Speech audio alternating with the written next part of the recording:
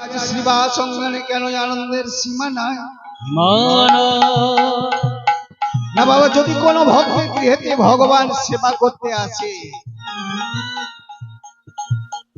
যার গৃহেতে ভগবান আসবে সেবা করতে, সেই ভক্তের আনন্দের শেষ থাকা উচিত না শেষ থাকতে পারে?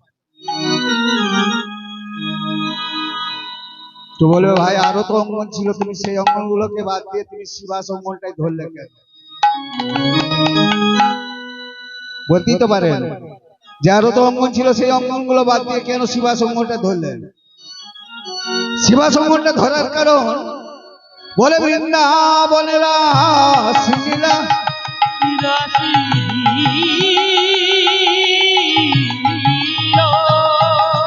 হরি নদিয়া তীরা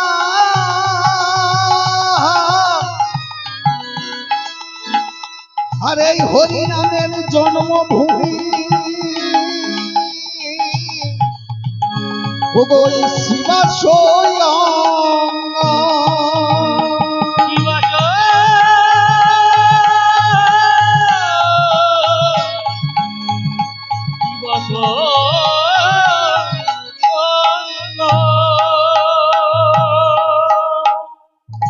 বলছে বৃন্দাবনের রাসলীলা নদিয়াতে নাম হরি নামের জন্মভূমিটাই হচ্ছে ওই শ্রীবাস অঙ্গন।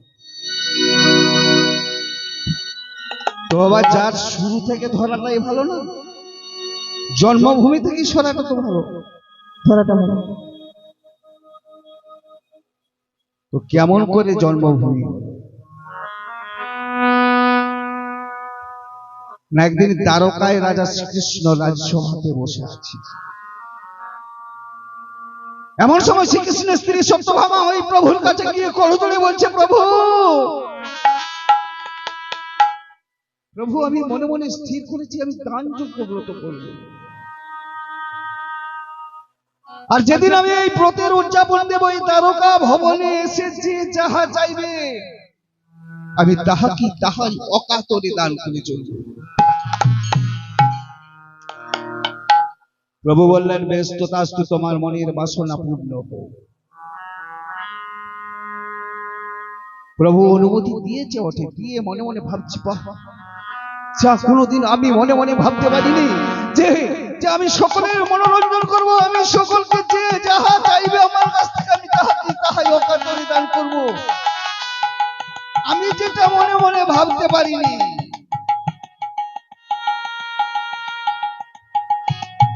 আমি যেটা ভাবিনি কোনোদিন, সেটা আমার ভক্ত হয়ে সত্যভামা সেই দানটাই শুরু করেছে। বলল বেশ, তথাস্তু, তোমার মনের বাসনা পূর্ণ হোক। প্রভুর কাছে অনুমতি পেয়ে শুভ একটি দিন ধার্য করে তার ব্রতের উদযাপন দিতে লাগলেন। ব্রাহ্মণীয় না ততর থেকে যে যা আসছে ওই সত্যভামার কাছে যা চাইছে তাহাই তাহাকে দিচ্ছে, যা চাইছে তাই দিচ্ছে। তো বাবা আমাদের চাওয়াটা যেমন সবার সমান নয়, পাওয়াটাও কিন্তু সবার সমান নয়। যে কেমন চাচ্ছে, যার যেমন দরকার সে তেমন চাচ্ছে। কেউ চাচ্ছে সোনা, কেউ চাচ্ছে রূপা, কেউ চাচ্ছে গো, কেউ চাচ্ছে ভূমি। যে যেমন চাচ্ছে সে তেমন পাচ্ছে। আর এই দান করাটাকে দূরে দাঁড়িয়ে দাঁড়িয়ে দেখছিল কে না? দূরে দাঁড়িয়ে দাঁড়িয়ে দেখছিল দেবর্ষি নারদ। নারদ তখন মনে মনে ভাবছে বাহ, যজ্ঞ তো মন্দ নয়, কারণ যজ্ঞতে গিয়ে যদি আমি আমার মনের মতন জিনিস পাই, তাহলে আমিও একটা মনে মনে আশার জিনিস নিয়ে যাই না আমি সেই যজ্ঞেতে, দেখি না আমার মনের আশার জিনিসটা পাই কিনা। বাবা নারদের সম্বল কি ছিল? বীণা যন্ত্র। ওই বীণা যন্ত্রটিকে হাতে করে নিয়ে দ্বারকা ভবনে যাচ্ছে আর বলছে, বলে জয় নারায়ণ জয় নারায়ণ জয় নারায়ণ পতিত পাবন, জয় নারায়ণ জয় নারায়ণ জয় নারায়ণ পতিত পাবন, জয় নারায়ণ জয় নারায়ণ জয় নারায়ণ পতিত পাবন, জয় নারায়ণ জয় নারায়ণ জয় নারায়ণ। ওই নারায়ণ নারায়ণ বলে সত্যভামার সামনে গিয়ে দাঁড়িয়েছে। সত্যভামার সম্মুখে গিয়ে যখন দাঁড়িয়েছে, সত্যভামা তখন ওই দেবর্ষি নারদকে দেখে করজোড় করলেন, জোড়হাত করলেন। কেন জোড়হাত করলেন? বাবা, যিনি দান করছেন, যিনি দান করছেন, যিনি দানটা গ্রহণ করছেন, তার কাছে গিয়ে করজোড় করছে। করজোড়ে বলছে, কি চাও দেবর্ষি নারদ?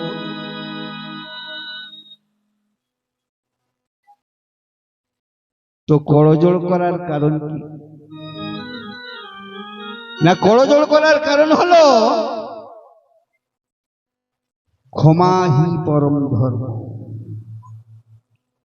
বলছে, যাই অপরাধ করিস না কেন, আমি তো করজোড় করছি, ক্ষমাটা চেয়ে নিচ্ছি। ক্ষমাহি পরম ধর্ম।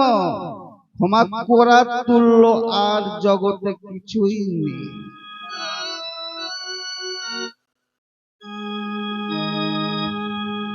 তাই করজোড়ে বলছে, কি চাও দেবর্ষি নারদ? বলছে, গো মা, আমি তোমার কাছে কি চাই জানো? বলছে, কি চাও? কি চাই জানো? বলছে, তুমি নির্ভয়ে বলো, তুমি আমার কাছে কি চাও?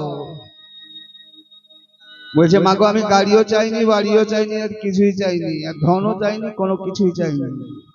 বলছে, তাহলে তুমি কি চাও? তুমি কিসের কাঙ্গাল? বলছে, মাগো, আমি কিসের কাঙ্গাল জানো? আমি ধনির কাঙ্গাল, আমি নই হে ঠাকুর, আমি নামের কাঙ্গাল। আমি ধনের কাঙ্গাল নই গো ঠাকুর, নামের কাঙ্গাল। আমি ধনের কাঙ্গাল নই হে ঠাকুর, নামের কাঙ্গাল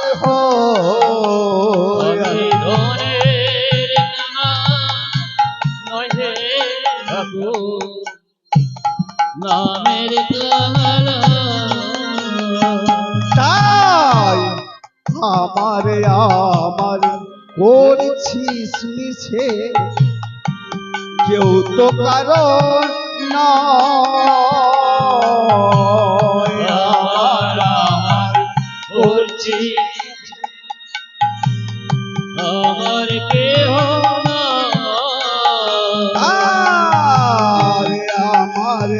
আমার করছিস মিছে, কেউ তো কারণ নয়। আমার করছি নিচে, আমার কেহ আমি নামের কাঙাল নই হে ঠাকুর, নছির কাঙাল নয়। আমি ধনের কাঙাল নই হে ঠাকুর, নামের কাঙাল। বলছে, মা, আমি ধনের কাঙাল নয়, আমি শুধু তোমার নামের কাঙাল। তাই আমি যা চাইবো তাই দেবে তো? বলছে, নির্ভয়ে বলো, তুমি যা চাইবে আমি তাই দেব। কারণ আমি তো তোমার চাওয়াটাকে সম্পূর্ণ করার জন্য যোগ্যতা আরম্ভ করেছি। বলো তুমি কি চাও? বলছে, ভুবনে সর্বলোকাংশ নারদই হরি বিনা। হরি বিনা। বলছে, ভুবনে সর্বলোকাংশ নারদই হরি বিনা। বলছে, গো মা, এই ভুবনে হরি আরাধনা ছাড়া জগতের লোকের আর তো কিছু চাওয়ার নেই। তাই মা, তুমি যদি আমায় দান দিবে, দিয়ে যদি আমার মনোরঞ্জন করতে চাও, তাহলে আমাকে ওই বৃন্দাবনেশ্বরের দ্বারকাধিপতি আমায় শ্রীকৃষ্ণকে দাও। চিৎকার করে উঠে বলছেন, না।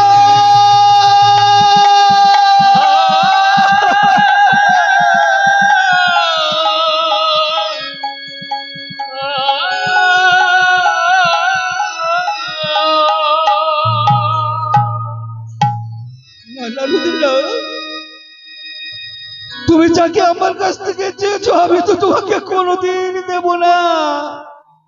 কেন গো মা? তুমি তো সংকল্প করেছো যে যে যাহা চাইবে আমি তাহাই দেব। আমি তো তোমার রাজভান্ডারের সোনা রূপা মুদ্রা কিছুই চাইনি, আমি তো চেয়েছি আমার প্রভুকে। বলছি ওগো নারদ, তুমি যাকে চেয়েছো সে যে আমার স্বামী।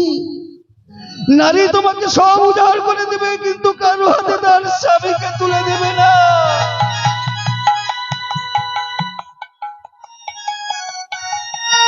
তুমি আমার প্রভুকে বাদ দিয়ে যা চাইবে আমি তোমাকে তাই দেব। বলো তুমি প্রভুকে বাদ দিয়ে কি চাও? বলছি মাগো যা চাইবে তাই দিবে তো? বলছি হ্যাঁ নিশ্চয়ই দেব। বলছে মা তাহলে তো আমি চেয়েছি আমার প্রভুকে যখন দিবে না আমাকে প্রভুর সমান জিনিস দিতে হবে। বলো তুমি প্রভুর সমান কি নেবে? আমি প্রভুর সমান সোনার প্রভুর সমান সোনা নেব। সত্যভামা তখন মনে মনে ভাবছে যে নারায়ণের শিলা তো ছোট, আর আমার রাজভান্ডারটা আছে বিশাল। ওই রাজভান্ডারের সোনার উপায় ভর্তি করা রয়েছে, কত নেবে তুমি নাও না। এক কর্মচারীকে বলছে দেখো তো তুমি একটা তুলা দণ্ড খাটাও, যাকে আমরা বলি দাড়ি পাল্লা, ওই দাড়ি পাল্লাটা খাটিয়েছে। এক পাল্লায় প্রভুকে বসিয়েছে, অপর পাল্লায় রাজভান্ডার থেকে সোনার রূপা আনছে। যতই এনে চাপাচ্ছে তত পাল্লা সমান আর হচ্ছে না। প্রভুর দিকটা নিচে দিয়ে নেমে রয়েছে আর সোনার রূপার দিকটা উপর দিয়ে উঠে রয়েছে। একজন কর্মচারী এসে বলছে ওগো মা, তোমার রাজভান্ডার যে খালি হতে চলেছে। সত্যভামা তখন মনে মনে ভাবছে রাজভান্ডার তো খালি হওয়ার নয়, কেন রাজভান্ডার খালি হবে? বলছে মা যা সোনা ছিল সব নিয়ে এসে চাপিয়ে দিয়েছি, তাতেও তো পাল্লা সমান হচ্ছে না, তাহলে কি হবে? সত্যভামা তখন মনে মনে ভাবছে যে তাহলে বুঝি আমার অহংকারের জন্যই পাল্লাটা সমান হচ্ছে না।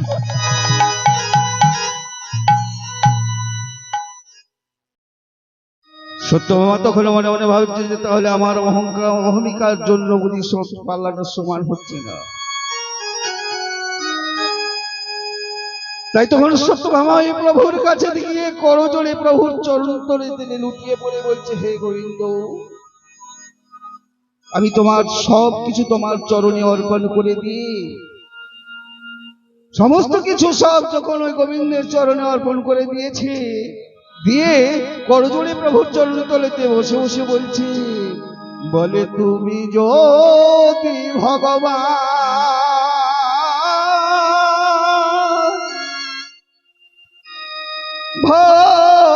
ভক্তি হও প্রাণ, তুমি কেন তো খোদা প্রভু কেন তো খোদা। তুমি যদি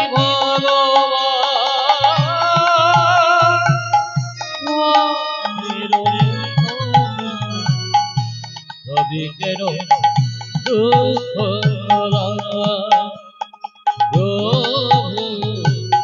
তবে কেন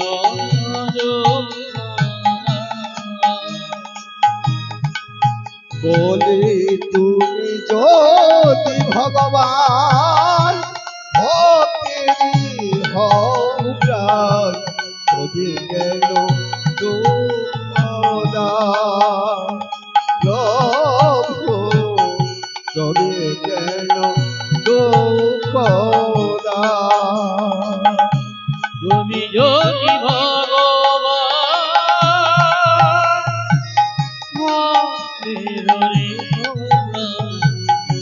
তবে কেন দুঃখ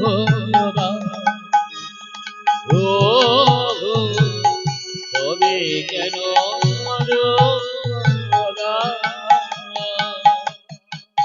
আর তুমি যে কামনা, তুমি যে বাসনা, সবই তো তোমারি দান প্রভু, সকলই তো তোমারি দান। তুমি তো কামনা, তুমি তো বাসনা, সবই যে তোমারি দান প্রভু, সকলই যে তোমারি দান। আজ তুমি জ্যোতি ভগবান, ভক্তিরি হও প্রাণ, তবে কেন দুঃখ দাও প্রভু, তবে কেন দুঃখ দাও। তুমি যদি ভগবান ভক্তেরই প্রধান, তবে কেন দুঃখ দাও প্রভু, তবে কেন দুঃখ দাও। তাই প্রভুর চরণ তলে বসে বসে, যখন প্রভুর চরণে বসে বসে কাঁদতে কাঁদতে বলছে, হে ভক্তাদিন ভগবান, তুমি না ভক্তির মনোবাসনা পূর্ণ করো। এদিকে ভক্তাদিন গোবিন্দ আমার মনে মনে ভাবছে যে আমি যদি না ওই ভক্তের মনোবাসনা পূর্ণ করি, তাহলে তো লোকে আমাকে ভক্তাদিন ভগবান বলে ডাকবে না। তাই ভক্তের মনোবাসনা পূর্ণ করার জন্য নিজে না এসে কাকে পাঠিয়েছে না, ভক্ত উদ্ধবকে পাঠিয়েছে। বলছে, যাও তুমি গিয়ে ওই সত্য আমার মনের বাসনা পূর্ণ করে এসো। উদ্ধবে সে সত্যভামার মনের বাসনা পূর্ণ করছে। এসে দেখছে কিনা একটা দাড়ি পাল্লা খাটানো রয়েছে, পাল্লা এক পাল্লায় রয়েছে সোনা রূপা, আর একদিকে রয়েছে কিনা প্রভু। প্রভুকে দেখেই করজোড়ে বলছে, সত্যভামাকে বলছে, ওগো মা, এই যে তুমি খেলাতে মেতেছো, এই খেলার কোনোদিনও সমাপন হবে না, আর কোনোদিন পাল্লাও সমান হবে। আর পাল্লা যদি সমান না হয়, তোমার মনের বাসনাও পূর্ণ হবে না। দেখবে মা, কত সহজে পাল্লাটা সমান হয়ে যাবে। সত্যভামাকে বললেন, ওই সোনা রূপাগুলোকে নামিয়ে দাও। কর্মচারীরা কি করেছে, সোনা রূপাগুলোকে নামিয়ে দিয়েছে। দেওয়ার পর যখন সোনা রূপাগুলোকে নামিয়ে দিয়েছে, ওই ভক্ত উদ্ধব তখন একটি পত্র তুলসী নিয়ে ওই তুলসীটাতে গোবিন্দের নাম লেখে, আর ওই দাড়িপাল্লার কাছেতে গিয়ে বলে, তুলসী পত্র তুলি, হা কৃষ্ণ কৃষ্ণ বলি, কৃষ্ণ নাম লিখিল তাতে। তুলসী তুলসী পত্র তুমি, কৃষ্ণ কৃষ্ণ লিখিল তাতে। বলে তুলসী পত্র তুলি, কৃষ্ণ কৃষ্ণ বলে, কৃষ্ণ নাম লিখিল তাতে। তুলসী তুলসী পত্র তুমি, কৃষ্ণ কৃষ্ণ লিখিল তাতে। আর নাম হইল নিম্নে, কৃষ্ণ উঠিল ঊর্ধ্বে, চাপাইতে তুলা দণ্ডে।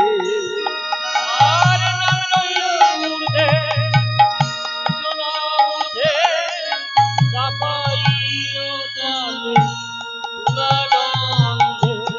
বলে দেখে সবাই অবাক হলো, দেখে সবাই অবাক হলো। ওগো দেখে সবাই অবাক হলো, দেখে সবাই অবাক হলো। আজ কেন হতে নাম শ্রেষ্ঠ হলো, দেখে সবাই অবাক হলো। কৃষ্ণ হরিনাম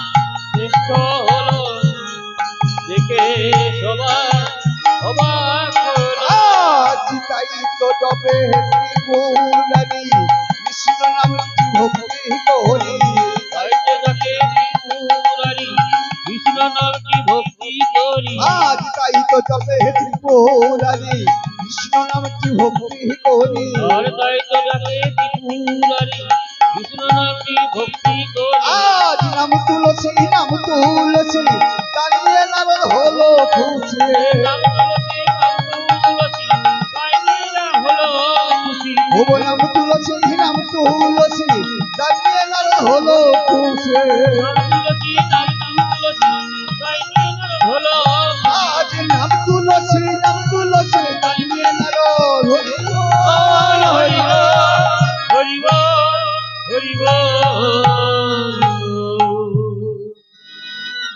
বলছে নাম তুলসী তার নিয়ে নারদ হলো খুশি। যে পাল্লাটায় সোনা রূপা ছিল সেই সোনা রূপা গুলোকে নামিয়ে দিয়েছে প্রভু আমার নিচে দিয়ে নেমে গেছে। ওই খালি পাল্লাটাই কি করেছে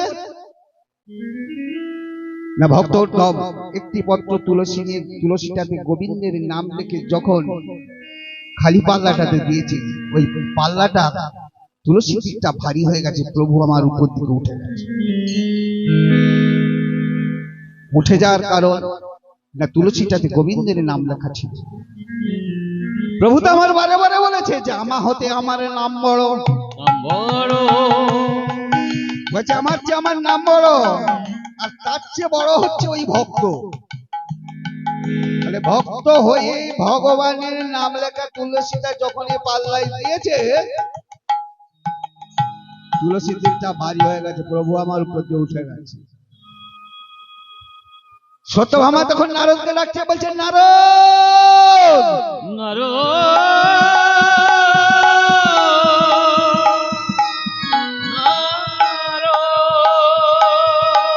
বলছে নারদ এসো এসো নারদকে ডাকছে বলছে এসো।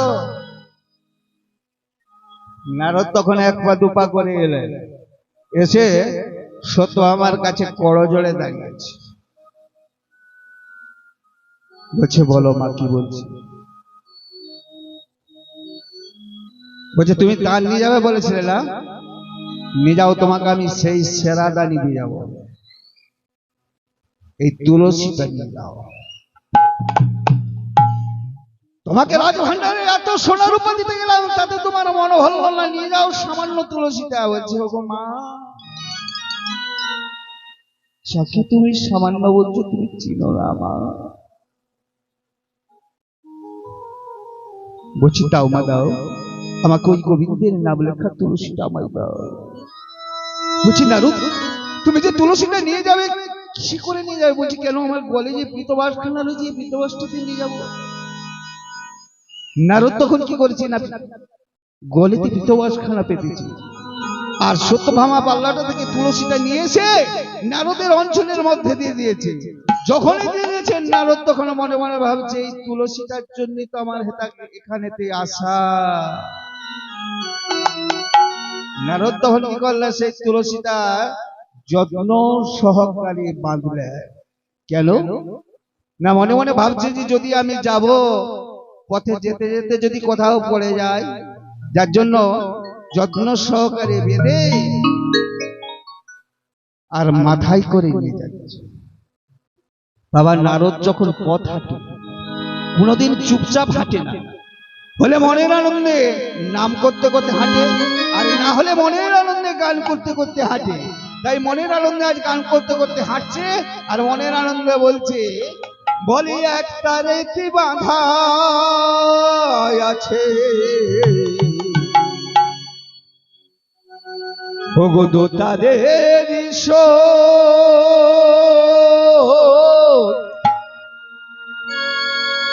একই দেহেরা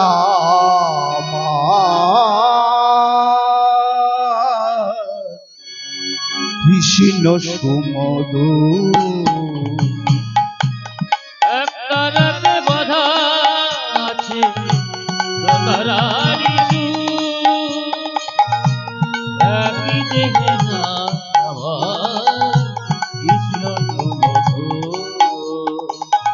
বলি একটা রীতি বাঁধা আছে তোদের একই দেহেরা কৃষ্ণ সুমধু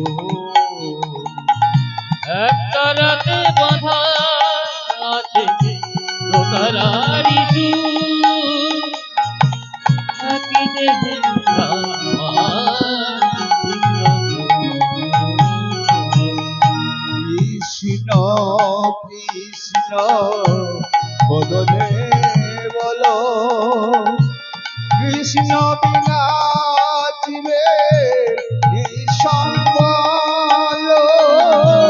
কৃষ্ণ কৃষ্ণ বলো কৃষ্ণ বিনা জীবে নেই সম্বল। কৃষ্ণ কৃষ্ণ বদনে বলো কৃষ্ণ বিনা জীবে নেই সম্বল। কৃষ্ণ কৃষ্ণ বদনে বলো কৃষ্ণ বিনা জীবে নেই সম্বল। বলে হে কৃপা সিন্ধ ওই হে বিনা বন্ধ। হে কৃপা-সিন্ধু, ও হে দীনবন্ধু। বলে হে কৃপা সিন্ধ ওই হে বিনা বন্ধ। হে কৃপা-সিন্ধু, ও হে দীনবন্ধু। আর কৃপা করো ও ভজনে একই তেরা আমার কৃষ্ণ সুন্দর। বলে তারাত বাধা ও তারারি সুর। একই দেহেরা কৃষ্ণ সুমধুর। আর একটা রীতি বাধা আছে দোলার ঈশ্বর একই তেরা আমার কৃষ্ণ সুন্দর। বলে তারাত বাধা ও তারারি সুর। প্রভু হে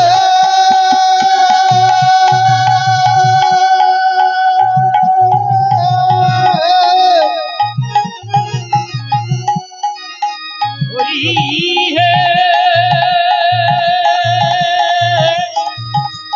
প্রভু হে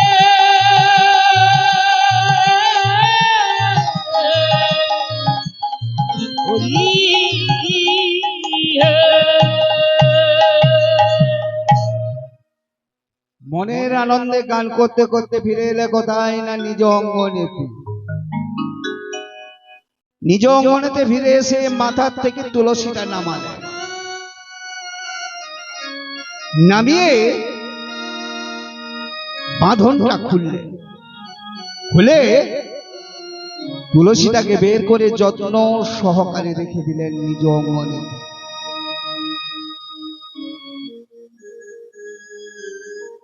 তো বলবেন ভাই তুলসীটা যে নিজ অঙ্গনেতে রাখলেন আর তুলসীটা যখন পাল্লার উপরে দিয়েছে তুলসীটাতে এমন কি দেয়া ছিল যে তুলসীটা ভারী হয়ে গেল? তুলসীটাতে গোবিন্দের নাম লেখা ছিল। গোবিন্দের নাম লেখা ছিল। গোবিন্দের কোন নামটা লেখা ছিল? না গোবিন্দের নাম লেখা ছিল হরে কৃষ্ণ কৃষ্ণ কৃষ্ণ কৃষ্ণ হরে হরে হরে রাম রাম রাম হরে হরে। হরে কৃষ্ণ কৃষ্ণ কৃষ্ণ হরে হরে হরে রাম রাম রাম হরে হরে। হরে কৃষ্ণ কৃষ্ণ কৃষ্ণ কৃষ্ণ হরে হরে হরে রাম রাম রাম হরে হরে। হরে কৃষ্ণ কৃষ্ণ কৃষ্ণ হরে হরে হরে রাম রাম রাম হরে হরে। হরে কৃষ্ণ কৃষ্ণ কৃষ্ণ কৃষ্ণ হরে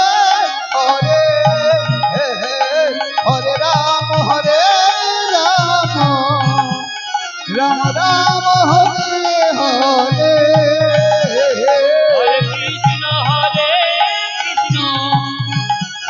কৃষ্ণ কৃষ্ণ হরে হরে হরে রাম রাম রাম হরে হরে হরে কৃষ্ণ কৃষ্ণ কৃষ্ণ হরে হরে হরে রাম রাম রাম হরে হরে হরে কৃষ্ণ কৃষ্ণ কৃষ্ণ হরে হরে হরে রাম রাম হরে হরে তুলসীদাতে লেখা ছিল এই 16টি নাম 32টি অক্ষর। হরে কৃষ্ণ কৃষ্ণ কৃষ্ণ হরে হরে হরে রাম রাম রাম হরে। সেই তুলসীটা যত্ন সহকারে রেখে দিলেন কে না ওই নারদ। তাহলে তুলসীটা যদি আজও সেই নারদের ঘরে থাকে, সেই নারদই তো আজ কলিতে শ্রীবাস রূপে জন্মেছে।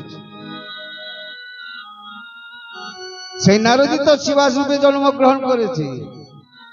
যার জন্য বলছে বলে বৃন্দাবনে রাসলীলা নদিয়াতে না, এই হরি নামের জন্মভূমি শ্রীবাস সৌরঙ্গ।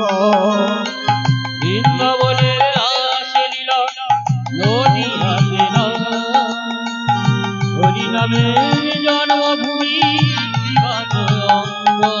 আর বৃন্দাবনে রাসলীলা নদিয়াতে না, এই হরি নামের জন্মভূমি শ্রীবাস সৌরঙ্গ। বৃন্দাবনের রাসলীলা নদিয়াতে না, হরি নামের জন্মভূমি শ্রীবাস সৌরঙ্গ।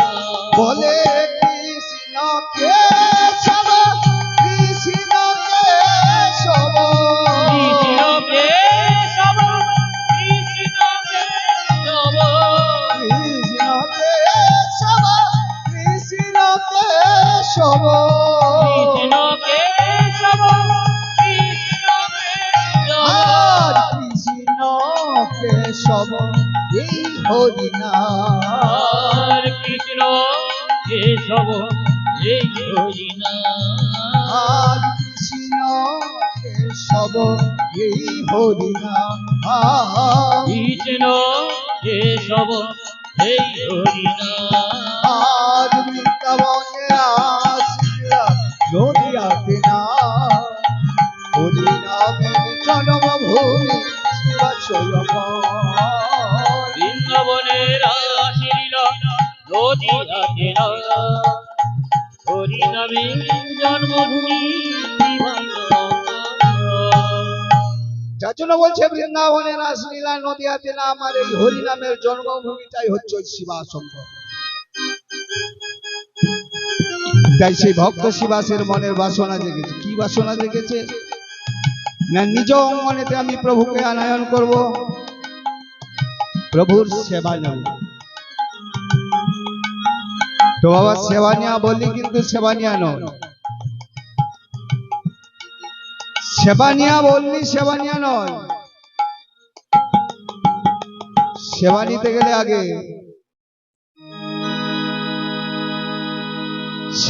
গেলে আগে নিমন্ত্রণ করতে যেতে হয়। তো বলবে কোথায় নিমন্ত্রণ করতে যাবে না, নদিয়াতে। ভক্ত শিবাস আজ নদিয়াতে নিমন্ত্রণ করতে গেছে, গিয়ে দেখছে সেখানে প্রভুরা বসে একাশনেতে বসে বসে হরি কথা করছে। আর তারা বদন ঘুরে বলছে বলো কৃষ্ণ কেশব কৃষ্ণ কেশব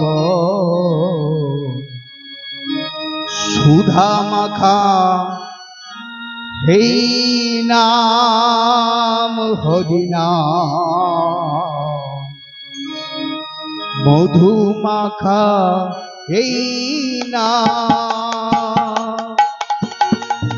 কৃষ্ণ কেশব কৃষ্ণ কেশব রাম এই না হরি না মধুমাতা এই না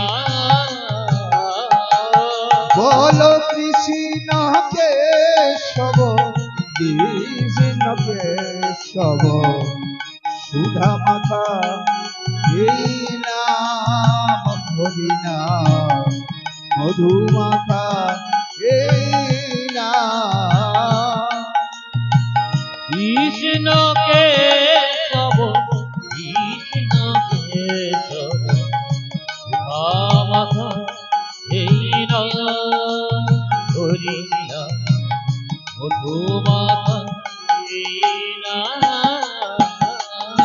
নাম চপরে চপরে জপন রসনা নাম জপরে জপরে জপরে রসনা জপরে জপরে জপন রসনা জপরে জপরে জপরে রসনা মধুমাতা এই নাম কৃষ্ণ নাম সুধা মাতা এই নাম বলো কৃষ্ণ কেশব কৃষ্ণ কেশব রামা এই না হরি না মধুমাতা এই না বলে ভাই তুমি যে একশো বলে যাচ্ছ যে কৃষ্ণ নাম জপ কৃষ্ণ নাম ভজ এই নাম জপ করলে কি হয় এই নাম জপ করলে কি হয় না এই নাম জপ করলে কি হয় জানেন বলে যে নাম জপিলে দুঃখ যাবে ভুলে ক্ষুধা তৃষ্ণা জ্বালা যাবে দূরে চলে এই নাম জপিলে দুঃখ যাবে ভুলে ক্ষুধা তৃষ্ণা জ্বালা সকল জুড়াবে এ নাম জপিলে দুঃখ যাবে ভুলে হে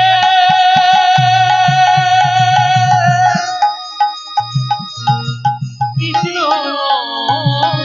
হে হরি হে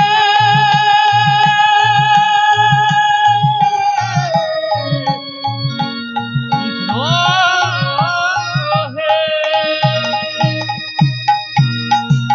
এ নাম জপিলে দুঃখ যাবে ভুলে ক্ষুধা তৃষ্ণা জ্বালা যাবে দূরে চলে এই নাম জপি দুঃখ যাবে ভুলে ক্ষুধা তৃষ্ণা জ্বালা সকল জুড়াবে হরি নামের প্রভাবে জীবন জোড়াবে এই নামের প্রভাবে জীবন জুড়াবে হরি নামের প্রভাবে জীবন জোড়াবে হরি নামের প্রভাবে জীবন জুড়াবে সুশীতল হবে প্রাণ কৃষ্ণ নাম মধুমাতা এই নাম বলো কৃষ্ণ কেশব কৃষ্ণ কেশব রামা এই না হরি না মধুমাতা এই না বলো কৃষ্ণ কেশব কৃষ্ণ কেশব সুধা মাতা এই নাম হরি নাম মধুমাতা এই নাম বলো কৃষ্ণ কেশব কৃষ্ণ কেশব রামা এই না হরি না মধুমাতা এই না ভক্ত শিবাস সেখানে গেছে কে কি করছেন এদিক ওদিক তাকাচ্ছে। কেন তাকাচ্ছে? না মনে মনে ভাবছে যে আমি এসেছি এখানে যে আমি প্রভুকে নিমন্ত্রণ করতে, কিন্তু এদের মধ্যে কোনটাই বা প্রভু আর আমি কাকেই বা নিমন্ত্রণ করতে। শিবাস নিমন্ত্রণ করতে গেছে, গিয়ে প্রভুকে চিনতে পারছে না। যখন প্রভুকে চিনতে পারে না, এদিক ওদিক তাকাচ্ছে, তখন ভক্তাধীন ভগবান আমার মনে মনে ভাবছে যে ভক্ত এসেছে আমাকে নিমন্ত্রণ করতে, কিন্তু আমায় চিনতে পারছে না। ভক্তাধীন ভগবান তখন মনে মনে ভাবছে যে ভক্ত যদি আমায় চিনতে না পারে, আমি ভক্তকে নিজেই চিনিয়ে দেবো বা নিজেই ধরা দেব। ভক্তাধীন ভগবান তো আমাদেরকে দেওয়ার জন্য দুহাত বাড়িয়ে রয়েছে সবসময়, কিন্তু আমরা নিতে পারছি না। ধরা দিয়ে বলছে, কি গো শিবাস, তুমি কি আমায় তোকে চিনতে পারছো না? বলছে, হে প্রভু, কেমন করে চিনবো? বলছে, কেন গো, আমরা তো যুগে যুগে একসাথে রয়েছি। বলছে, হে প্রভু, অন্য যুগের সঙ্গে তো ইহ যুগে তোমার কিছু মিল নেই। কারণ যখন আমি বৃন্দাবন লীলায় তোমায় দেখেছিলাম, তখন তোমার গায়ের রং ছিল কালো, মাথায় ছিল মোহন চূড়া, করিতে ছিল মুরলী বাসি। আজ তুমি কালো ছেড়ে গৌর হলে, বাঁশি ছেড়ে ধরলে সকন্দে ভিক্ষার ঝুলি। কেমন করে তোমায় চিনব? বলছে, গো শিবাস, তুমি বৃন্দাবনে যাকে দেখেছিলে আজও সেই আমি, সেই এখনো সেই আমি। বলো তোমার মনের বাসনা কি? না, আমার মনের বাসনা যে আমি নিজ অঙ্গনেতে তব সেবা নেব। শিবাসের নিমন্ত্রণে অপেক্ষা করতে না পেরে প্রভু তখন কি করলেন, তার সপারিষদবর্গকে সঙ্গে করে নিয়ে ভক্তের গৃহেতে আসবার জন্য আটুপালু করে চলে যায়। যখন ভক্ত শিবাসে, যখন প্রভু তার সপারিষদবর্গ সঙ্গে করে নিয়ে এসেছে, এমন সময় ভক্ত শিবাস, ওগো যত কম মোহন তো আছি, আজ প্রেমানন্দে রসে ভাসে, যতে তোম অন্ত আসি, প্রেমানন্দে রসে হাসি। যত কম মোহন তৈয়াসি, আজ প্রেমানন্দে রসে ভাসে, যতে তোম অন্ত আসি, প্রেমানন্দে রসে হাসি। আজ নিরাখ হয়ে গৌর মুখ চন্দ্রকে আহা মুরি, নিরাময়ে গৌর মুখ চন্দ্রকি আহা হরি। আজ নিরাখ হয়ে গৌর মুখ চন্দ্রকে আহা মুরি, নিরা হয়ে গৌর মুখ চন্দ্রকি আহা হরি। কিবা ভোগশালা সাক্ষ্য করি, ওগো আমার সখা সারি সারে, ভোগশালা সাক্ষ্য করি, আমরা সখা হরি হরি। ওই দেখো চাঁদো আসো গীত টাঙায় এলা,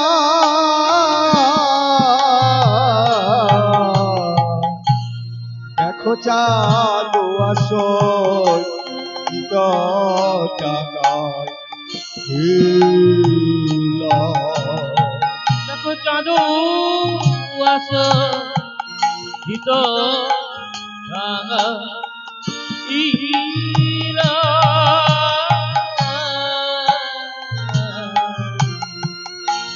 চাঁদু আসো দিত রাঙা ইলা। আজ চাঁদ আসর টাকায় হিলা।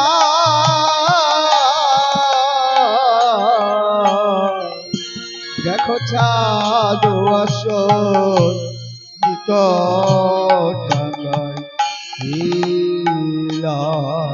দেখো চাঁদু আসো দিত রাঙাইলা।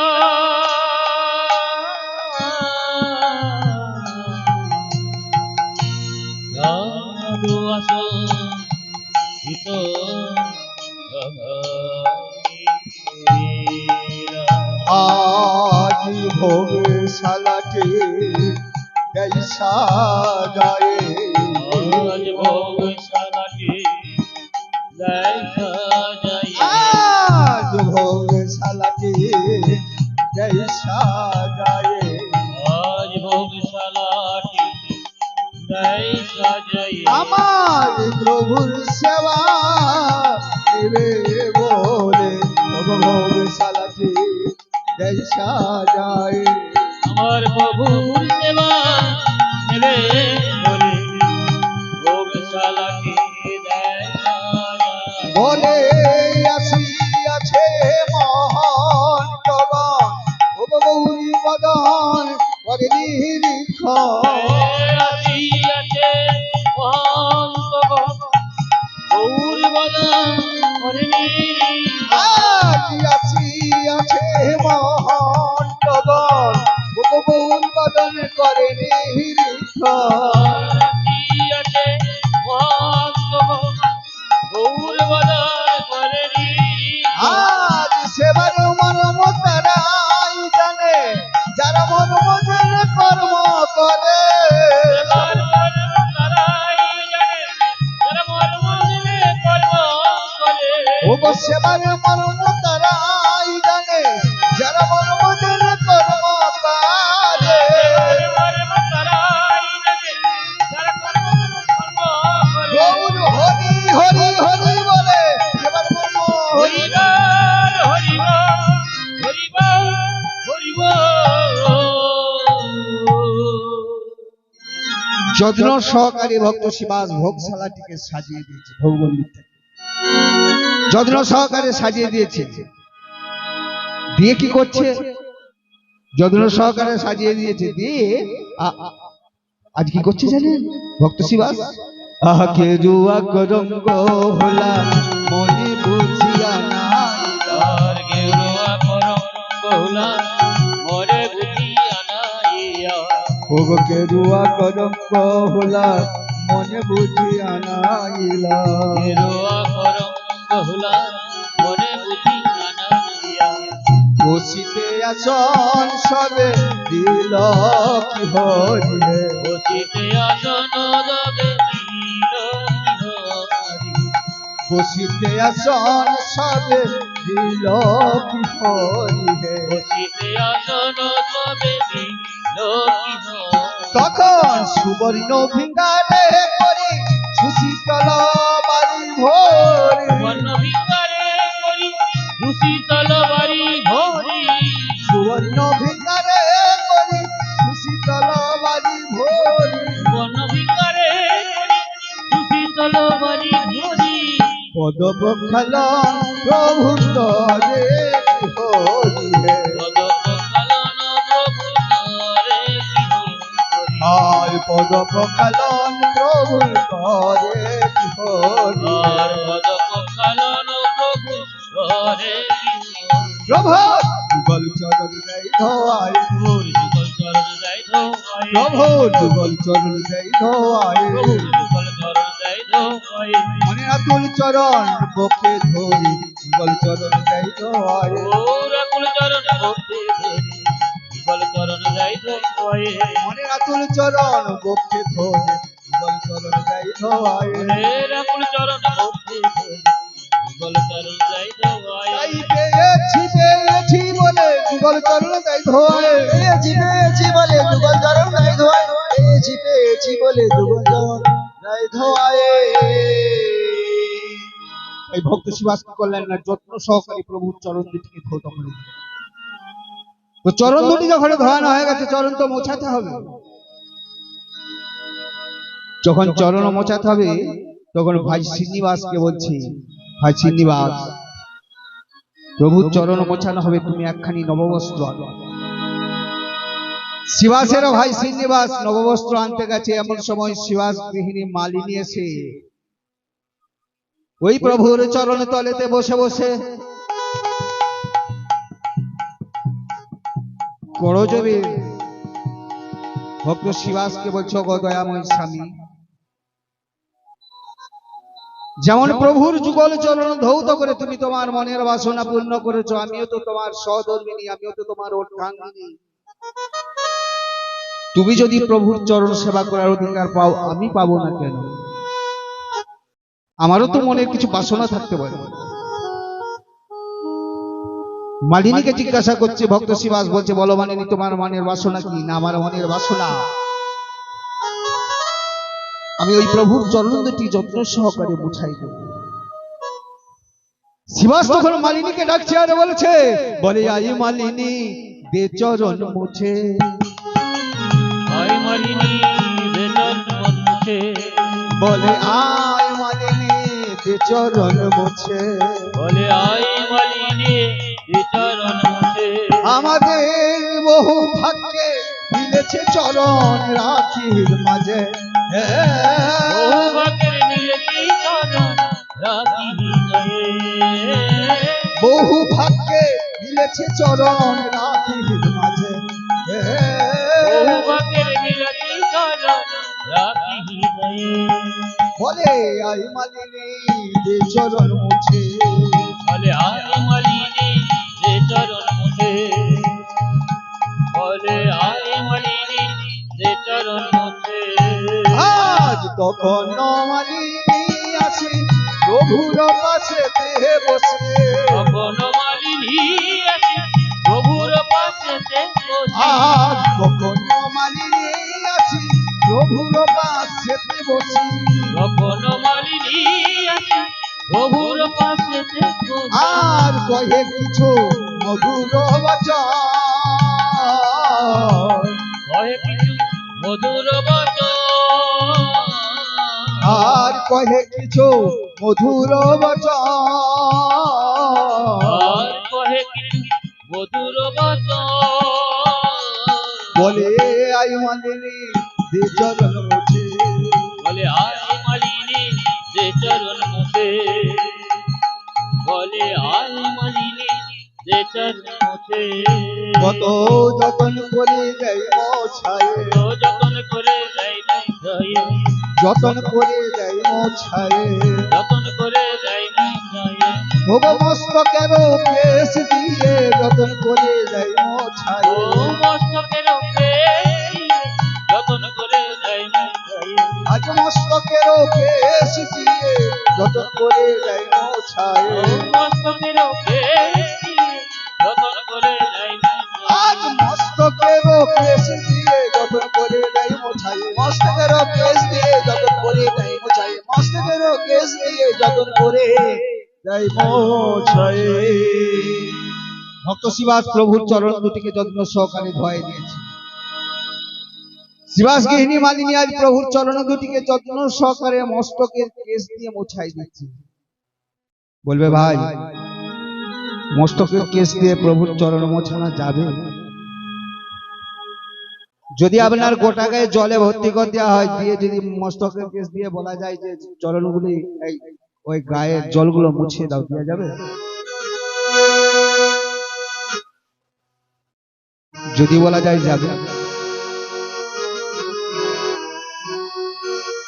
শ্রীমতী রাধারানী তার নিজ কলঙ্ক মোচনের জন্য যদি সহস্র চিত্র কলসি করে জলে নিয়ে তার কলঙ্ক মোচন করতে পারে, ভক্ত হয়ে ভগবানের চরণ কেন মস্তকের কেশ দিয়ে মুছাই দিতে পারবে?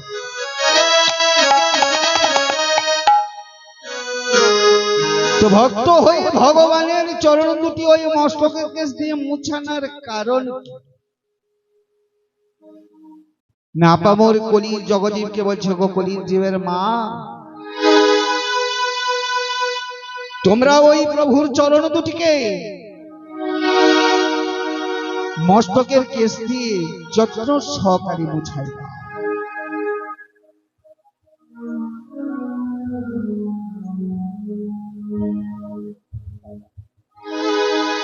বলবে মস্তকের কেশ দিয়ে যত্ন সহকারে মুছাই দাও। কেন মস্তকের কেশ দিয়ে মুছাবে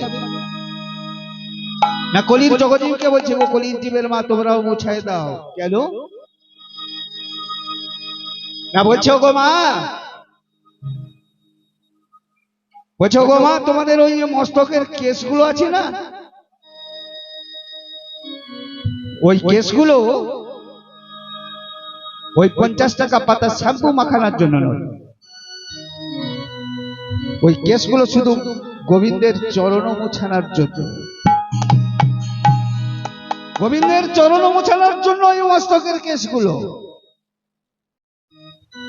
কোন পুরুষ যদি কোন মায়ের চুলের মুষ্টি ধরেছে, তো তার আয়ু কমছে, তাই সেই প্রভুর চরণ দুটিকে যত্ন সহকারে মুছাই দিয়ে মালিনী কেন মুছালেন? বলছে, আমি তোমার সহধর্মিনী অর্ধাঙ্গিনী। মা, সহধর্মিনী কাকে বলে? সহধর্মিনী কাকে বলে বা অর্ধাঙ্গিনী কাকে বলে?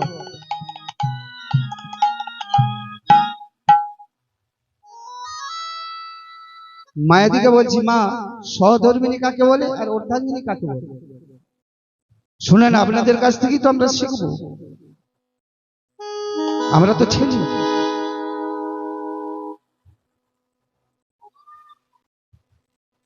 অর্ধাঙ্গিনী কাকে বলে?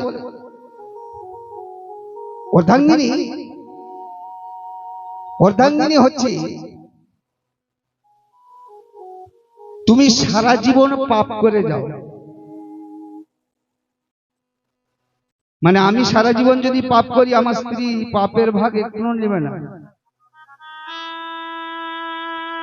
ওই পাপ করতে করতে যদি কিছু মাত্র পুণ্য করে থাকি, তখন ওই তার অর্ধেকটা ভাগ নেবে, বলবে আমি অর্ধাঙ্গিনী। সে পুণ্যের অর্ধেকটা ভাগ নেবে, সেই হচ্ছে অর্ধাঙ্গিনী। আর সহধর্মিনী কাকে বলে?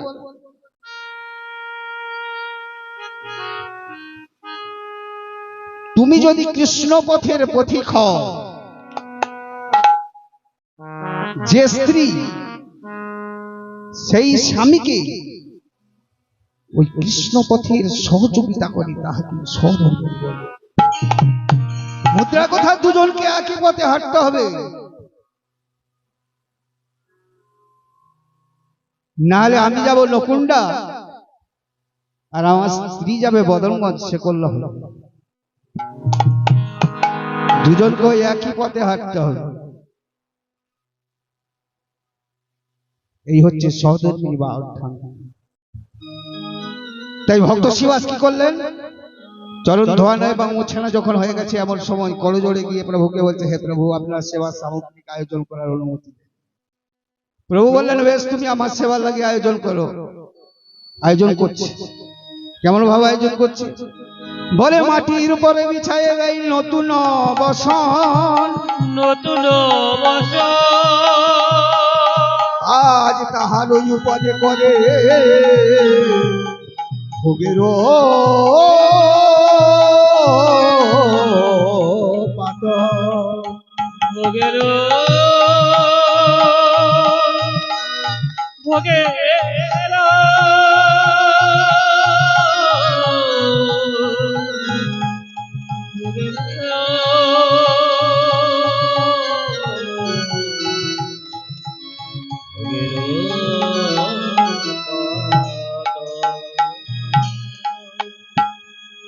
বলছে মাটির উপরে বিছায় দেয় নতুন বসন, তাহার ওই উপরে করে ভোগের পাতর। দেখুন না, মাটির উপরে আগে বসনটা বিছায় দিয়েছে। বলে ভাই বসনটা বিছাবো কেন? বসনটা বিছানা হয় কেন? না, বসনটা বিছানার কারণ হচ্ছে এই ভোগ আর ওই ভোগ, দুটো ভোগের তফাৎ নেই। এই ভোগ যেমন মাটিতে হয় না, ওই ভোগও মাটিতে হবে না। যার জন্য বসনটা বিছাতে হয়।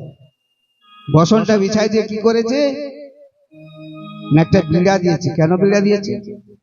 বিড়াটি বা কি? বিড়াটি হচ্ছে বাসনার বিড়া।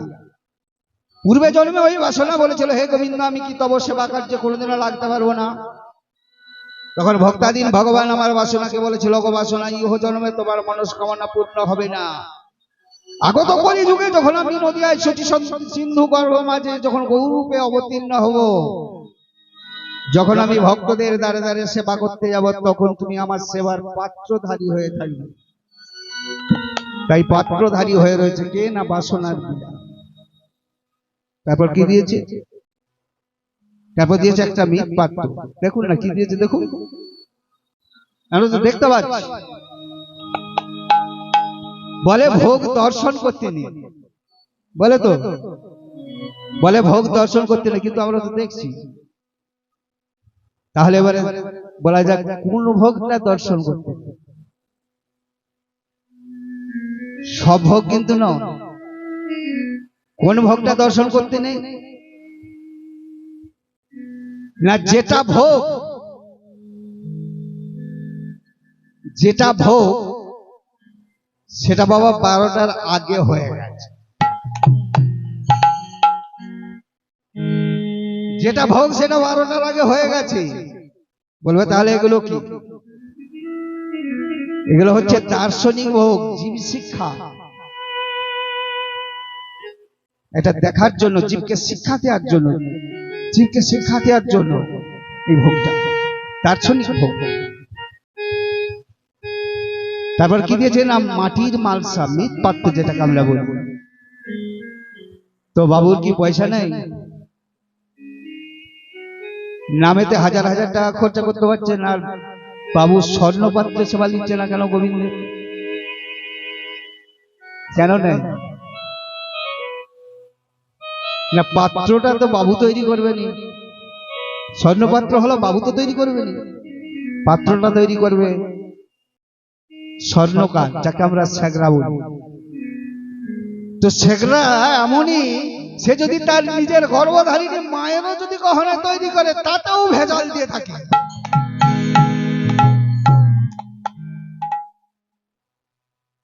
ভেজালটা না দিলে তৈরি হবে। তাই কি করলেন না, তাতেও ভেজাল দিয়ে রাখছে। গোবিন্দ আজ কিন্তু ওই ভেজালটাকে তো গ্রহণ করে না। গোবিন্দ আমার ভেজালটাকে গ্রহণ করে না। নির্ভেজাল কি না, মৃৎ পাত্র, মাটির পাত্র। তাই বাবু কি করেছে, বাজার থেকে মাটির পাত্র কিনে নিয়ে এসে আমার গোবিন্দের সেবা করছে। তাই যত্ন সহকারে মাটির পাত্রে আয়োজন করছে। আহা নতুন মাল সাথে দিল শালি ধানের চিরা, নতুন মাল সাথে দিল শালি ধানের চিরা। আর নতুন মাল সাথে দিল শালি ধানের চিরা, নতুন মাল সাথে দিল শালি ধানের চিরা। আজ তাহার উপরে দিল বোলপুরের গোড়া রে, তাহার উপরে দিল কপুরের গুড়া রে। আজ তাহার উপরে দিল বোলপুরের গোড়া রে, তাহার উপরে দিল কপুরের গুড়া রে। বলছে নতুন মাল সাথে দিল শালি ধানের চিরা, তাহার ওই উপরে দিল কিছু কর্পূরের গুঁড়া। তাহলে নতুন মালের সাথে যদি চারটিখানি শুকনো চিড়া আর একটু যদি কর্পূর দিলে ভোগ হয়ে যেত, তাহলে সকাল থেকে এত সব কিছু আয়োজন করার যুক্তি ছিল? যুক্তি ছিল? তাহলে কার ভুল, আমার ভুল না ওখানে ভুল? ভুলটা কারুর না, পদকবিরও ভুল নয় আর ওইটাও ভুল নয়। বলছে নতুন মালের সাথে দিল শালি ধানের চিড়া, তাহার ওই উপরে দিল কর্পূরের গুঁড়া। শুকনো চিড়া আর একটু কর্পূরের গুঁড়াতে কি ভোগ হয়? ভোগ হয় না। কেন হয় না? না শুকনাতে ভোগ হয় না। চিড়াও শুকনা আর কর্পূরের গুঁড়াও শুকনা, শুকনাতে ভোগ হয় না। বলবে কেন ভোগ হয় না? না যার মনেতে সুখ না থাকে, শুকনা থাকে, বলছে যার মনেতে সুখ না থাকে তার সামনে যতই ভোগ্য বস্তু এনে দেন বাবা ভোগ হবে না। তাই শুকনাতে ভোগ হয় না। যার জন্য রসময় গোবিন্দ কি করেছে? না রস চালু করেছে। রসটা চালু করেছে। রসটা কেমন ভাব দিচ্ছে? না রসটা ঠিক দিচ্ছে। বলে পঞ্চরসের ভাজনে করিয়া দিল,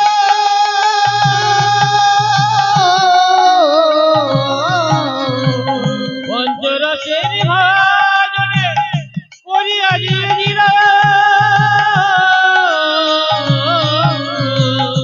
যতন করিয়া ভোগ সাজাতে লাগিল, যতন করিয়া ও রাজাতে লাগিল, আর যতন করিয়া ভোগ সাজাতে লাগিল। আর যতন করিয়া ও রাজাতে লাগিল। বলছে পঞ্চরসের ভাজনী করিয়া যে দিল, যতন করিয়া ভোগ সাজাতে লাগিল। তাহলে রস কটা? রস হচ্ছে 5টা। রসের উৎপত্তি কোথায়? রসের উৎপত্তিটা কোথায়? বলছে সাধন ভক্তিতে হয় রতির উদয়, রতি কারো হইলে পরে প্রেম নাম কয়, প্রেমে নামে কয়, প্রেম বৃদ্ধিক্রমে স্নেহমান ভাব মহাভাবের হয় উদয়। শান্ত দাস্য সভ্য বাৎসল্যয়া মধুর রস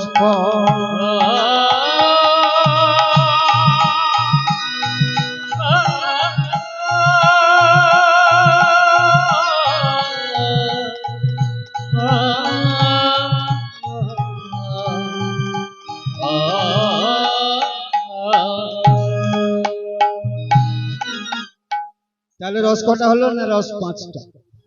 শান্ত দাস্য সভ্য বাৎসল্য আর মধু। যে কোনো রসেতে আমার প্রভুর সেবা নেওয়া যায়।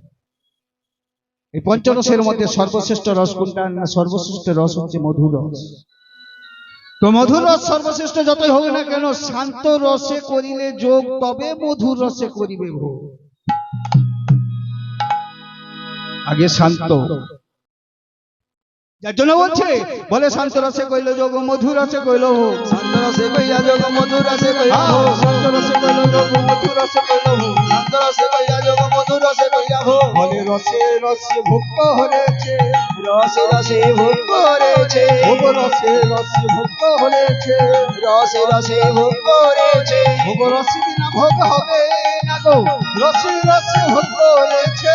রস বিনা ভোগ হবে না গো, রসে রসে ভোগ করেছে। ভোগ রসে বিনা ভোগ হবে না গো, রসে রসে ভোগ করেছে। রস বিনা ভোগ হবে না গো, রসে রসে ভোগ করেছে। হরি হরি হরি বলে রসে রসে, হরি বল হরি বল হরি বল হরি বল। তো রস দিয়েছে, যে কিছু উপচার দিয়েছে। উপচারগুলি কি? না উপচারগুলি হলো বলে আমি জামরুল আর দিল পাকা কুল, ভেদানারও দানা দিল তাতে, দানা দিল তাতে, লেবু দারিম্বয় আনারস আম্র পিয়ারা বন, ক্ষিত পক্ক করি খই ভাজা।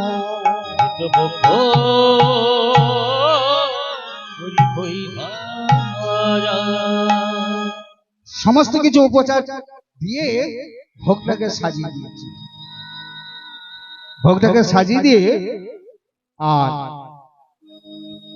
সমস্ত কিছু উপচার দিয়ে ভোগটাকে সাজিয়ে দিয়েছে। প্রভু কিন্তু তাতেও গ্রহণ করে না, তাতেও গ্রহণ করবে না। কেন যথা সব পিসে যা দিয়ে দিল, প্রভু কিন্তু ভোগ গ্রহণ করবে। কেন করবে না? না, প্রভু আগে জিজ্ঞাসা করে নিতে বলছে, শিবাস, তুমি যে আমার সেবা লাগে এত সব আয়োজন করেছো, কেমন করে আয়োজন করেছো? চুরি করেছো না ডাকাতি করেছো না কেমন করে আরতি করেছো? বলছে, হে প্রভু, আমি চুরিও করিনি, ডাকাতিও করিনি, আর ছিনতাইও করিনি। বলে তাহলে? বলে আমি নদী আরে দারে দারে জয় নিতাই গৌর হরি বলে হরি বলে আমি ভিক্ষা করে আয়োজন করেছি। ঘুরেছি। তো ভক্ত শিবাস নদী আর তারে তারে ভিক্ষা করছে কেমন করে? বলে, প্রভু মোরে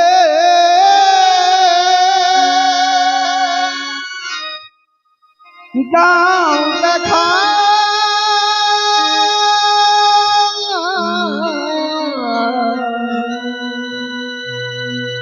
আমি ভিখারি।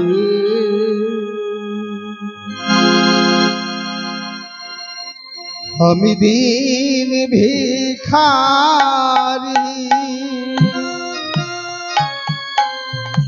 তাই ভিক্ষা করি।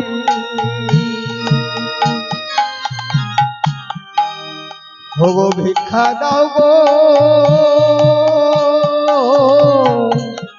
জগজনে। আমি দিন ভিখারি, ভিক্ষা করি। ভিক্ষা দাও গো জগৎজনে। আমি দেন ভিখারে, তাই ভিক্ষা করি। ওগো ভিক্ষা দাও গো জগজনে।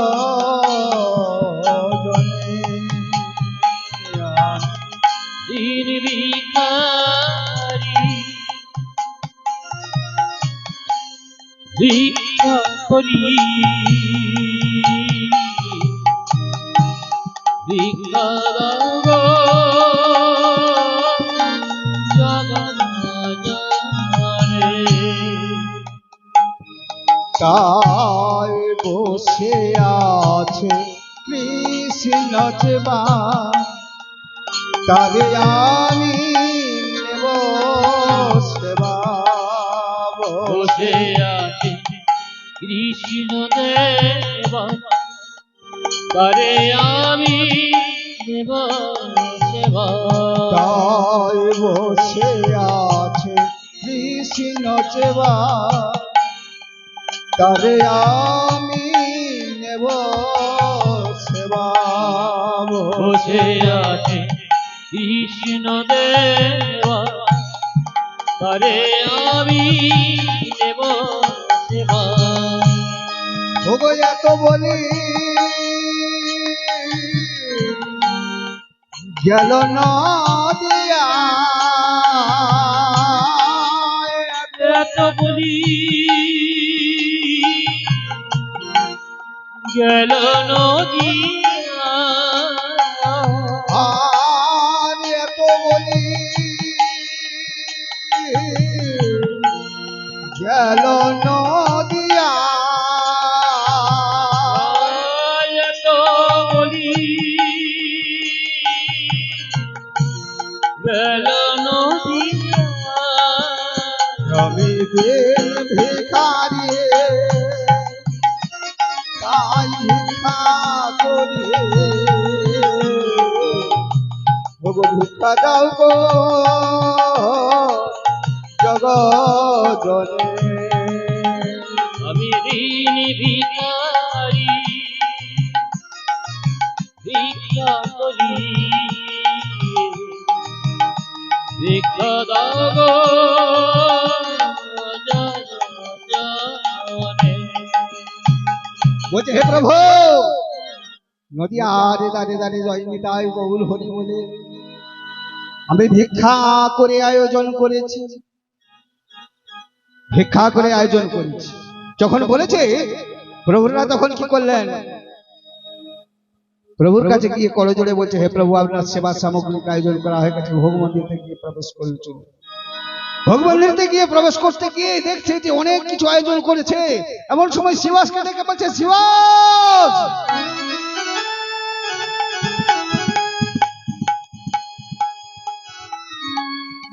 তুমি আমার সেবার লাগি যে আয়োজন করেছো সব দিয়েছো, কিন্তু একটা তো জিনিস দাও না, আমি তো সেবা করবো না। বলছে কি?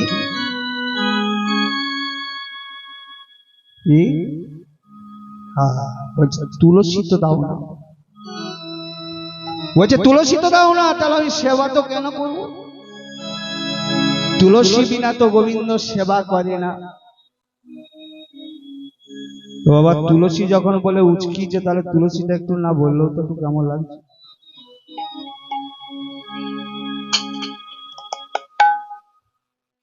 তাহলে তুলসী কে?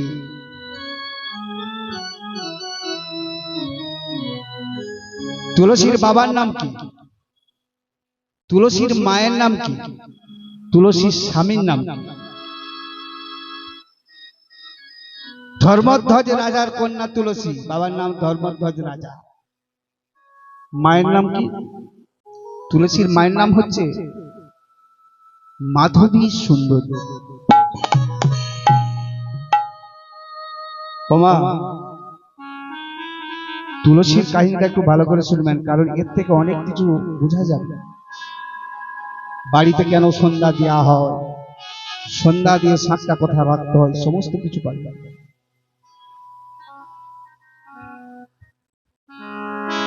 তো ধর্মধ্বজ রাজার কন্যা তুলসী, তুলসীর মায়ের নাম হচ্ছে মাধবী সুন্দরী। ওই মাধবীর গর্ভে পুত্র বা কন্যা আসে না। যখন পুত্র বা কন্যা যখন এলো না, তখন আমাদের লোক সমাজে যেমন আমাদের অভ্যাস, যেমন এ ঠাকুর মরো, ওই ঠাকুর মরো, এই কবিরাজ সে কবিরাজ, এই ডাক্তার সে ডাক্তার করে দেখা। মাধবী সুন্দরী সেরকম করে শেষে কি করলেন না, ঠাকুরের কাছে গিয়ে বললেন, এক শিবালয়ে গিয়ে বলছে, ভোলানাথ কৃপা যদি করে তুমি আমার করো, আমার একটা পুত্র বা কন্যা যা কিছু দাও। ভোলানাথের শরণাপন্ন যখন হলেন, এমন সময় ভোলানাথ আশীর্বাদ করে পাঠালেন কাকে না, একজন সন্ন্যাসীকে পাঠিয়ে। সন্ন্যাসী তখন এসে দেখছে যে মাধবী সুন্দরী শিব মন্দিরেতে হাউ হাউ করে কাঁদছে।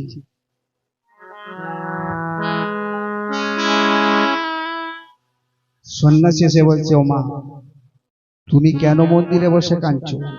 বলছি, বাবা, বিবাহ হয়েছে আমার অনেক, আমার গর্ভে কোনো পুত্র বা কন্যা আছে না।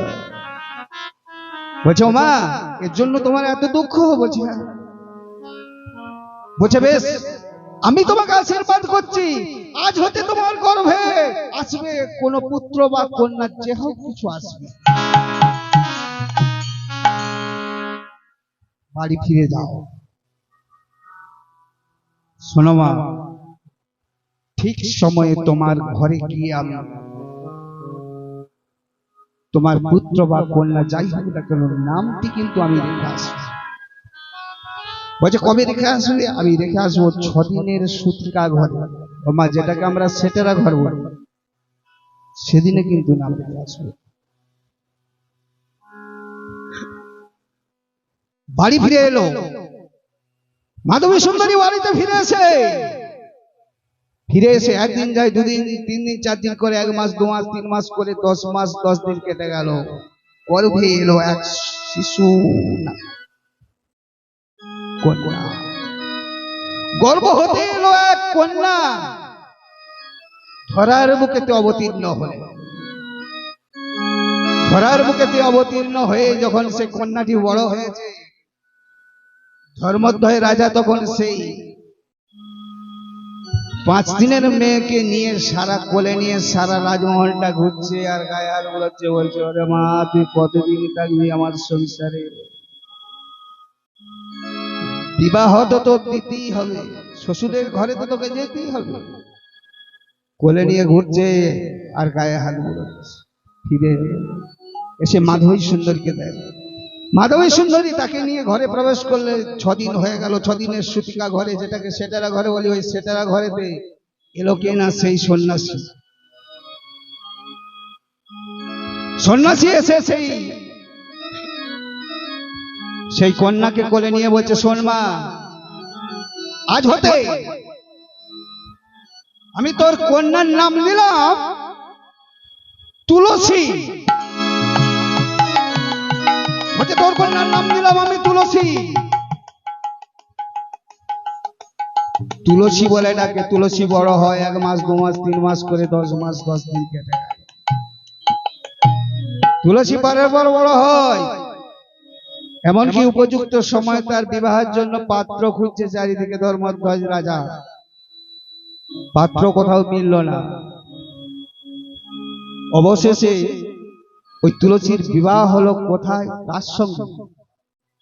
না, তুলসীর বিবাহ হলো কার সঙ্গে? বাবা, তুলসী কার সাথে বিয়ে হয়েছিল? তুলসীর কার সাথে বিয়ে হয়েছিল?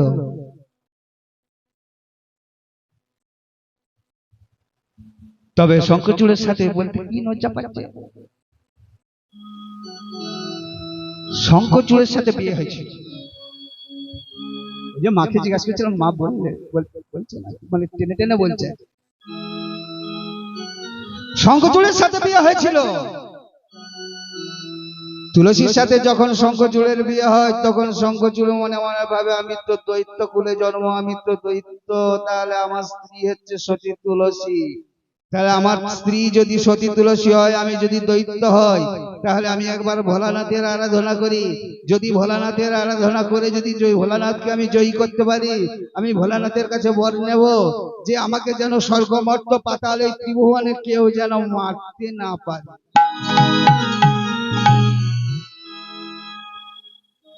ভোলানাথকে স্মরণ করছে আর করজোড়ে ভোলানাথকে ডাকছে, আর ভোলানাথকে স্মরণ করছে আর কেমন ভাবে ডাকছে? বলে মহাদেব মহাত্রাণ মহাযোগী মহেশ্বর মহাপাবং হরং দেব মুকুরায় নমো নমঃ। ওম সর্বমঙ্গল মঙ্গলে শিবে সর্বার্থ সাধিকে শরণ্যে ত্রয়ম্বকে গৌরী নারায়ণী নমস্তুতে। সৃষ্টি স্থিতি বিনাশানাং শক্তি ভূতে সনাশনী গুণাশয়ে গুণময়ে নারায়ণী নমস্তুতে। সর্ব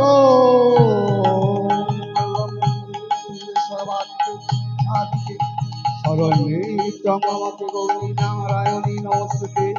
ওম নমঃ শিবায়, ওম নমঃ শিবায়,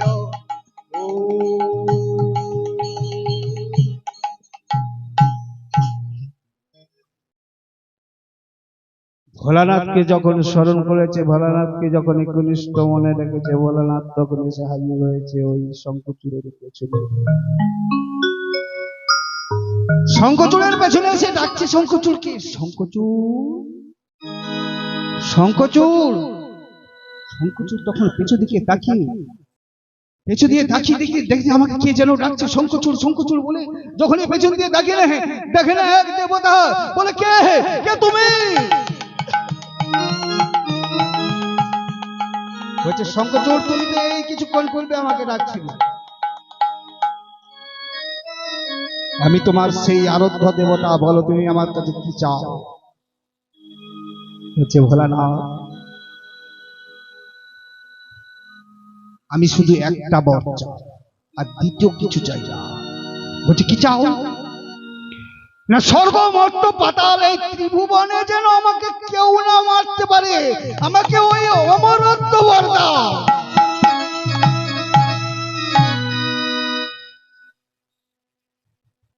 ভোলানাথ বলছে শঙ্খচূড় তুমি কোনোদিন পাবে না,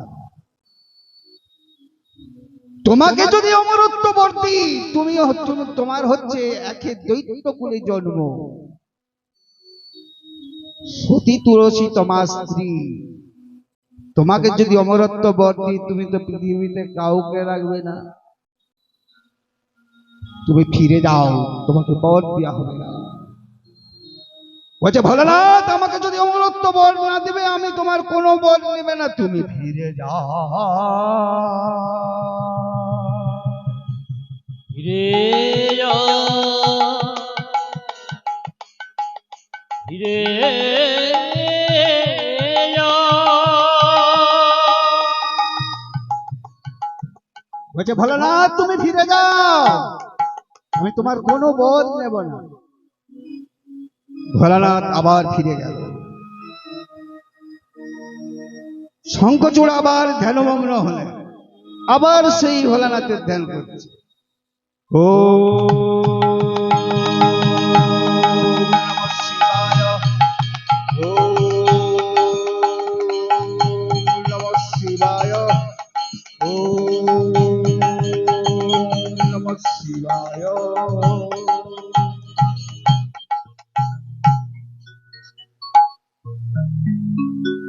ভোলানাথ আবার থাকতে পারলেন না।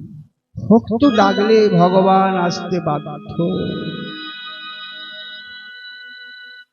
আবার এসে হাজির হয়েছে ভোলানাথ। বলছে বলো কি চাও? বলছে আমার তো চাওয়া কিছু নেই, চাওয়া তোমার রয়েছে।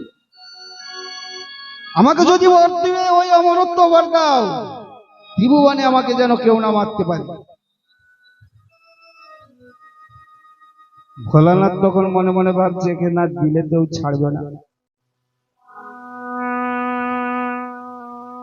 বলছে শোনো শঙ্খচূড়,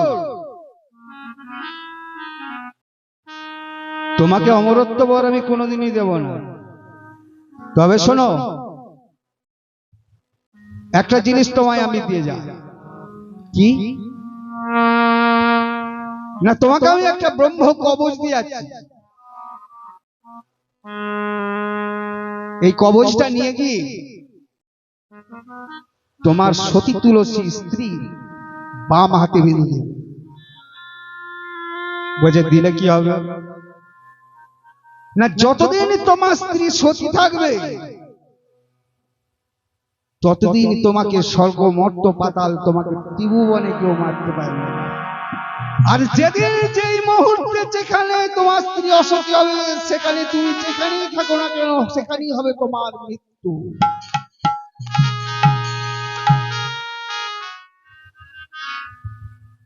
শঙ্খচূড় তখন মনে মনে ভাবছে যে আমার স্ত্রী কোনোদিন অসতী হলো না, আর আমার মরণও হলো।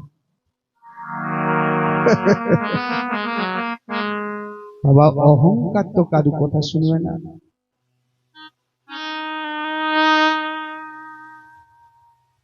তাড়াতাড়ি করে সেখান থেকে ফিরে এলেন, এসে কবচটা নিয়ে তুলসীকে ডেকে বলছে, তুলসী,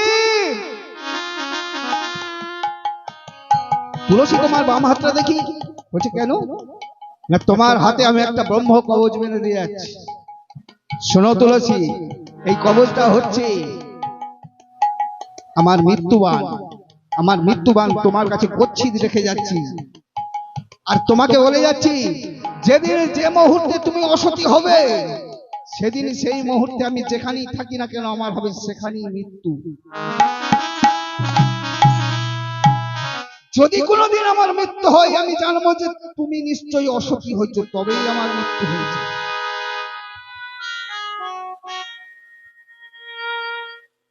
তুলসী বলছে তুমি নিশ্চিন্তে যাও। শঙ্খচূড় কি করলেন? বাম হাতে তুলসীর বাম হাতে বেঁধে দিয়ে মনে মনে ভাবছে যে আজকে আমি কোথায় আক্রমণ করতে যাব।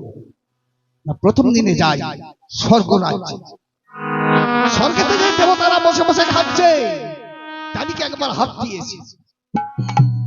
স্বর্গ রাজ্যে গিয়ে এক মাথা থেকে সব দেবতা দিকে তাড়িয়ে দিয়েছে, এমনকি ইন্দ্রদেবকে পর্যন্ত তাড়িয়ে। তারা স্বর্গ থেকে নেমে এলো কোথায়? না, গঙ্গাতে। গঙ্গাতে নেমে এসেছে। গঙ্গাতে নেমে এসেছে। গঙ্গাতে নেমেছে, তারা সকলে মিলে নারায়ণকে ডাকছে করজোর, জাগো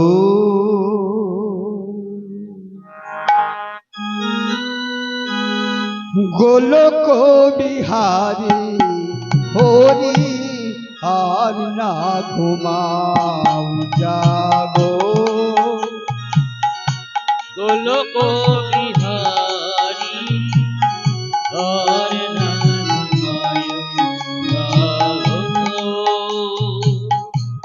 গোলক বিহারী হরি আর না ঘুমাও, জাগো গোলক বিহারী হরে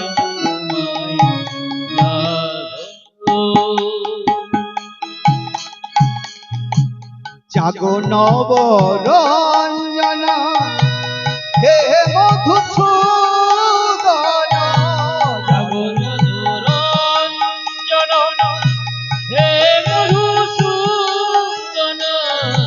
জাগো নবরঞ্জন হে মধুসূদন,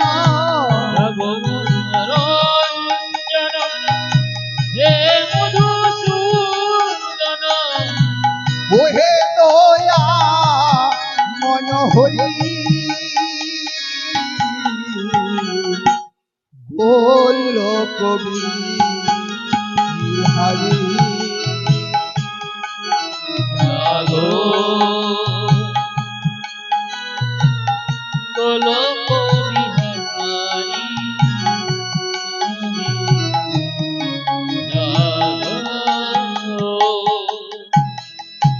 যখন গোলক বিহারী হরিকে ডেকেছে, নারায়ণ তখন সেই গঙ্গার তীরে ভাসতে ভাসতে এসে হাজির হয়েছে দেবতাদের কাছে। বলছে কি ব্যাপার, তোমরা সকলে মিলে এখানে দাঁড়িয়ে রয়েছো কেন? বলছে প্রভু, আমাদেরকে সকলকে তাড়িয়ে দিয়েছে স্বর্গ থেকে। বলছে কে তাড়িয়েছে? বলছে কেন? শঙ্খচূড়। বাবা, শঙ্খচূড়ের কি এমন ক্ষমতা যে সকলকে তাড়িয়ে দিয়েছে? বলছে হ্যাঁ। নারায়ণ তখন দেখছে যে দেখি তো কার বলে বলিয়ান শঙ্খচূড়।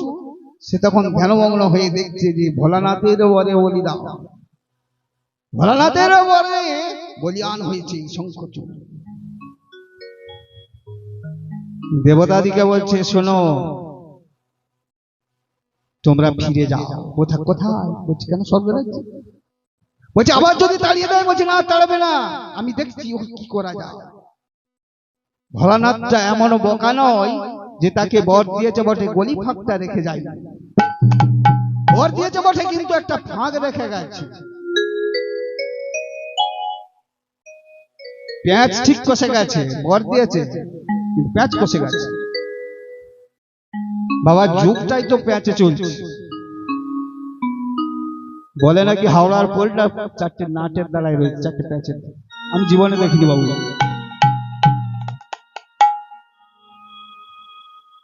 মেলাতলায় যাবেন, মেলাতলায় গিয়ে দেখবেন কত বড় বড় মিষ্টি দোকান আছে, ভালো ভালো মিষ্টি তৈরি করা আছে, কেউ হাত দিবেনি। কিন্তু সেই সকাল থেকে যে পেঁয়াজ খেলাচ্ছে জিলাপি, সেগুলো আজকে দর হয়ে ঠিক বিক্রি হয়ে যাচ্ছে।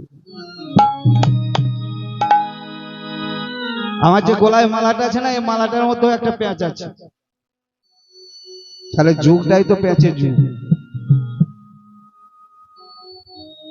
তাই দেখি কথা কি ফাঁক রেখে গেছে। দেখছে ভোলানাথ বর দিয়েছে, কিন্তু তার মধ্যে ফাঁক রেখেছে যে যতদিন তোমার স্ত্রী সতী থাকবে ততদিন তোমার এরকম থাকবে দম্পলম্ফ, বাকি যেদিন অসতী হবে সেদিনই তুমি শেষ। দেবতাদিকে বলছে যাও, তুমি চলে যাও, আমরা করি ফাঁক, আমি পেয়ে গেছি। দেবতারা চলে গেছে স্বর্গরাজ্যে। যখন স্বর্গরাজ্যে চলে গেছে, এমন সময় সন্ধ্যা হয়ে গেছে, সন্ধ্যা ক্রিয়া সমাপন হয়ে গেছে। নারায়ণ চুপচাপ দাঁড়িয়ে রয়েছে। প্রভাত হতে যাচ্ছে, গাছের ডালে পাখিরা তখন সাড়া দিচ্ছে। তৎকালীন যুগে তো ঘড়ি ছিল না যে কটা বাজছে দেখি। এখন যেমন মোবাইল হয়েছে, ঘড়ি হয়েছে, তখন তো থাকেনি। ওই গাছে পাখি লাগালে জানতে ভোর হয়ে গেছে।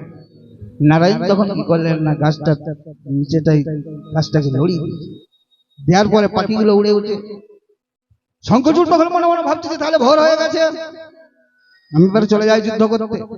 সারা রাত মনে মনে ভাবছে যে কালকে তো স্বর্গরাজ্য তাড়িয়েছে, স্বর্গবতারিকে আজকে কালকে তাড়াবো, আজকে তাহলে পাতালে যাই, কালকে আমি দেখবো মর্তভূমিটা।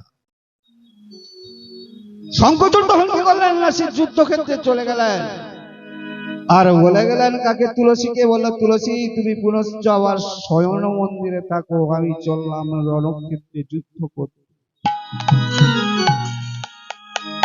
তুলসী ঘরের পাশে দাঁড়িয়েছিল কে না, নারায়ণ। নারায়ণ তখন তৎক্ষণাৎ ছদ্মবেশ ধারণ করলো ওই শঙ্খচূড়ে। শঙ্খচূড়ের রূপ ধারণ করে শঙ্খচূড় চলে যাওয়ার পর কিছুক্ষণ পর এসে ডাকছে, তুলসী তুলসী। যখন তুলসী তুলসী করে ডাকছে, তুলসী তখন দরজা খুলে দেখে না যে তার স্বামী শঙ্খচূড় দাঁড়িয়ে রয়েছে। আদৌ সে চিনতে পারলো না ওটা স্বামী না নারায়ণ। এ কি স্বামী তুমি? বলছে হ্যাঁ তুলসী আমি। বলছি তুমি না যুদ্ধ করতে গিয়েছিলে? বলে হ্যাঁ গিয়েছিলাম। ফিরে এলে? বলছে কেন ফিরে এলাম জানো? বলছে কেন? না কামান নলে দহে প্রাণ, দেহ রতি করো দান। বলছে ওগো তুলসী, কামান নলে দহে প্রাণ, আমার দেহটা কামেতে জর্জরিত হয়ে গেছে, তুমি আমাকে একবার রতি দান করো। স্বামীর মনোবাসনা পূর্ণ করার জন্য স্ত্রী চলিল রতি দানিতে। রমণান্তে বিদুমুখী জানিতে পারিল যে ছদ্মবেশে কে আমার সতীত্ব হরণ করিল। রমণ চলছে সেই কালীন। তুলসী আমার ধ্যানমগ্ন হয়ে গেলেন, হয়ে মনে মনে ভাবছে যে তো আমার স্বামী নয়। সে তখন ধ্যানমগ্ন হয়ে দেখছে যে নারায়ণ আমার সতীত্ব হরণ করেছে। সে নারায়ণের সতীত্ব হরণ করে দেখে চিৎকার করে উঠে নারায়ণকে বলছেন, নারায়ণ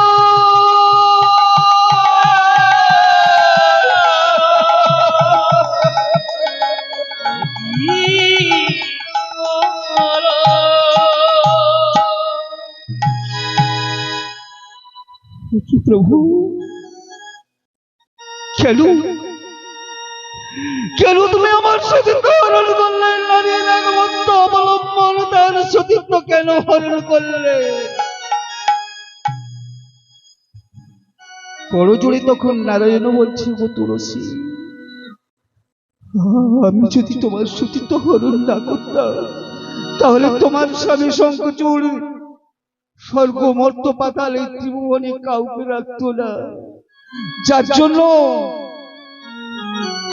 তোমার সতীত্ব হরণ করতে আমি বাধ্য হলাম। নারায়ণকে ধরেছি, ধরি বলছে, নারায়ণ আমার স্বামী যুদ্ধ করতে গেছে, দেখবে চলো সে যুদ্ধক্ষেত্রে গিয়ে হয়তো এখন মৃত্যু যন্ত্রণায় ছটফট করছে। নারায়ণকে সঙ্গে করে নিয়েছে, নিয়ে সেই রণক্ষেত্রে যাচ্ছে তুলসী। তুলসী কিছুটা দেওয়ার পর এদিকে শঙ্খচূড় যখন মৃত্যু যন্ত্রণায় ছটফট করছে আর তুলসীকে ডাকতে বলছে, তুলসী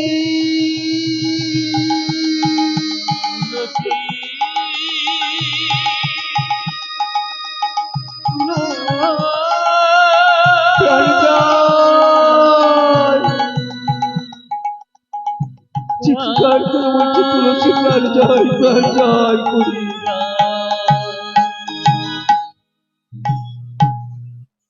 নারায়ণকে তখন ধরে বলছে, দেখছো দেখো প্রভু, দেখো আমার স্বামী কেমন মৃত্যু যন্ত্রণায় ছটফট করছে আর তুলসী তুলসী বলে ডাকছে।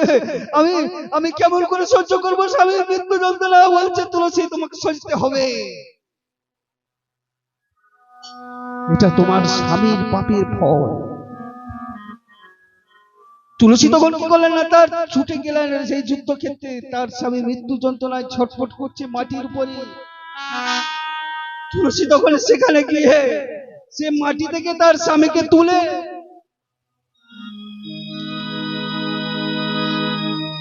কোলে করলেন, করে তাকে কোলে নিয়ে গায়ে হাতগুলো তুলতে বলছে, ওগো দয়াময়ী স্বামী,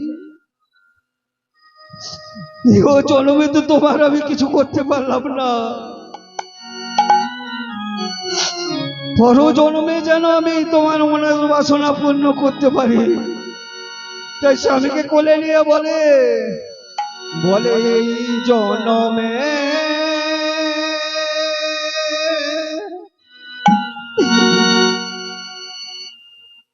নাইবা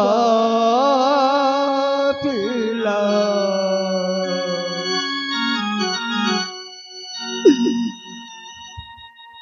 ওরু জনমে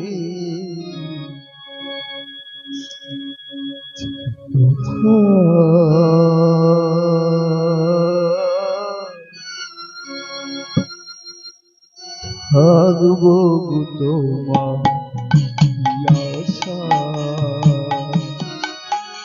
আমি থাকিব আশা। এই জনমে নাইবা পেলা, পর জনমে যেন মা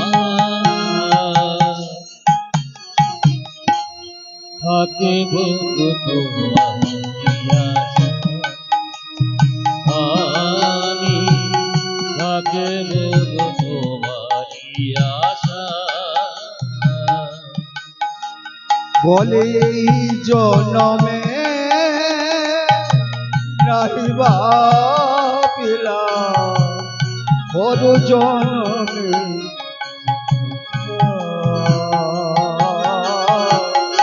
থাকিব গত আশা, আমি থাকিব তোমার আশা। এই জনমে নাইবা পেলা, পর জনমে যেন মা থাকিব তোমার আশা, আমি থাকিব তোমার আশা। যতদিন ভাবে আসিব যাব, ততদিন আমি তোমার চরণ সেবা করিব। যতদিন ভাবে আসিব যাব, ততদিন তোমার চরণে সেবা করিব।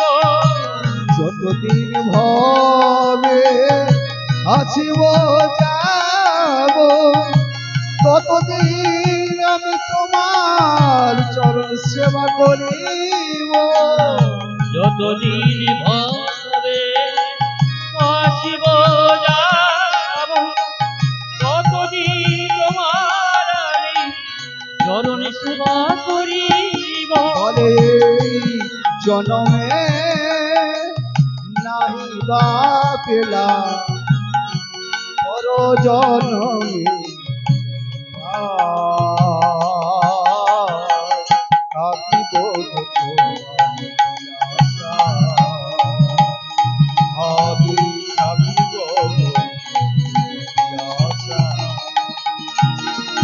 বলে জনমে নাইবা পেলা, পর জনমে যেন মা থাকিব তোমার আশা, আমি থাকিব তোমার আশা।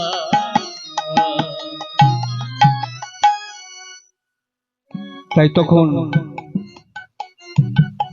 তুলসী তখন নারায়ণকে ধরে বলছে, হে নারায়ণ, আমি তোমাকে ছাড়িব না, আমি তোমাকে অভিশাপ দেব। নারায়ণ তখন করজোড়ে বলছে, দাও তুমি তোমার মনের বাসনা পূর্ণ করো, অভিশাপ দাও। বলছে, গো নারায়ণ, আমার স্বামী কেমন করে মুক্তি পাবে? বলছে, শোনো তুলসী, পরজন্মে আমি হচ্ছি শঙ্খচক্র গদা পদ্ম ধারী নারায়ণ। তোমার স্বামী শঙ্খরূপে জন্মাবে, ও থাকবে আমার বাম হাতে, যার জন্য নারায়ণেরা বাম হাতে শঙ্খ থাকবে।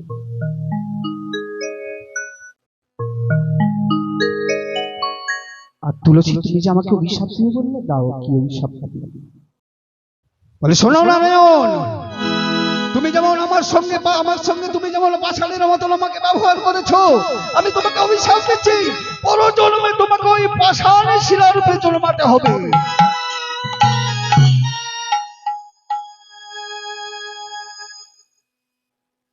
নারায়ণ তখন অবনত মস্তকে ধারণ করলেন পাষাণ শিলা, তাই নারায়ণ সেই পাষাণ শিলা হয়ে জন্মেছে। বলো তুলসী, আর কিছু? বলে, হ্যাঁ, এটা গেল আমি, আমার স্বামী। আমি কেমন করে উদ্ধার হব? কাল সূর্য উদয় পূর্বে হতেই সকলে তুই আমাকে বলবে অসতী তুলসী যাচ্ছে, তাহলে আমার কি করে উদ্ধার হবে? বলছে, শোনো তুলসী, তোমাকে আমি কোথায় রাখবো জানো? বলছে, কোথায়? না, পরজন্মে তুমি বৃক্ষরূপে জন্মাবে, তোমার নাম হবে কিন্তু ওই তুলসী। তুমি থাকবে আমার বক্ষ মাঝে, তুমি থাকবে আমার মস্তকে, আর তুমি থাকবে আমার ওই সেবার পাত্রে। তুমি বিনা আমার সেবা হবে না, তাই ভোগে ভোগে দিয়েছে তুলসী, ভোগে দিয়েছে তুলসী, ভোগে দিয়েছে তুলসী, ভোগে দিয়েছে তুলসী, ভোগ চারি যুগে সেবার দাসে, ভোগে দিয়েছে তুলসী, চারি যুগের সেবার দাসী, ভোগে দিয়েছে তুলসী, আজ চারি যুগে সেবার দাসে, ভোগে দিয়েছে তুলসী, চারি যুগের সেবার দাসী, ভোগে দিয়েছে তুলসী, ভোগ চারি যুগে সেবার দাসে, ভোগে দিয়েছে। হরি বল, হরি বল, হরি বল, হরি বল। তুলসী তখন নারায়ণকে বলছে, হে প্রভু, জগতে তো সবার মিলন আছে, শঙ্খ রূপে যাচ্ছে আমার স্বামী শাঁখ হয়ে জন্মাতে, আর আমি যাচ্ছি বৃক্ষ রূপে জন্মাতে তুলসী হয়ে, তাহলে জগতে তো সবার মিলন আছে, আমাদের কি মিলন হবে না? বলছে, হ্যাঁ হবে। কি করে হবে? ও হচ্ছে শঙ্খ আর আমি হচ্ছি তুলসী, বৃক্ষ গাছ, তাহলে কি করে হবে? বলছে, হবে যদি এই কলিযুগের মা বোনেরা যদি তোমাদের মিলন করাই, তবে মিলন হবে, না হবে। কলিযুগের মা বোনেরা তখন বলছে, ভাই কেমন করে করব, কেমন করে মিলন করাবো? শোনো, তুলসী আর শঙ্খচূড়ের মিলনটা কেমন করে করাবে জানে? সন্ধ্যা তো দেন বাড়িতে, সন্ধ্যা তো দেন, সন্ধ্যা দেওয়ার পর কি করে? শাঁখ বাজানো, শাঁখটা বাজিয়ে কি করে? ঠিক আছে, রেখে দিয়ে কি করে?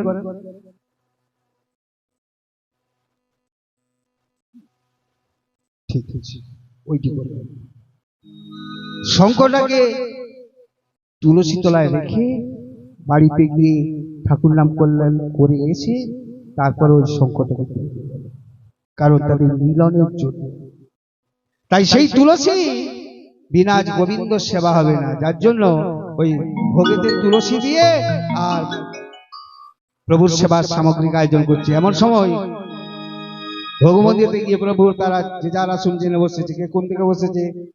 আজ বামে প্রিয় গদাধর, দক্ষিণে নিতাই, বামে প্রিয় গদাধর, দক্ষিণে নিতাই, আসনে বসলেন চৈতন্য গোসাই, আসনে বসলেন চৈতন্য গোসাই, সম্মুখে অদ্বৈত বসে ভক্ত তুলয় আসে বাস, সম্মুখে অদ্বৈত বসে আশেপাশে চন্দ্র যিনি দর্শন, কোটি চন্দ্র যিনি দর্শন, তারা যে যারে আসন বসিল জেনে, যে যার আসন বসল জেনে, যারে আসন বসিল জেনে, যে যার আসন বসল জেনে, আজ বসিল না কেউ কুশাসনে, যে যার আসন বসিল জেনে, বসল না গো কুশাসনে, যে যার আসন বসল জেনে, বসল যে যারে আসন জেনে, বসিল না কেউ কুশাসনে, বসলো যে যার আসনে, বসলো না গো কুশাসনে।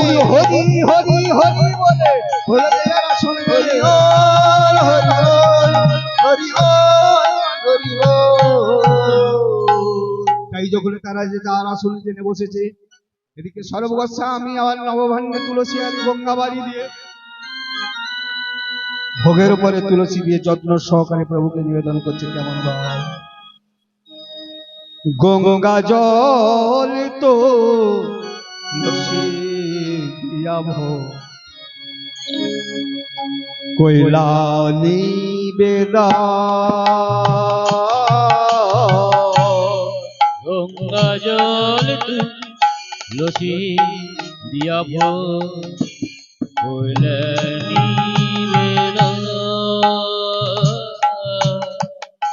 ও গো গঙ্গা জল তো তুলসী দিয়া ভোগ, কইলা নিবেদন,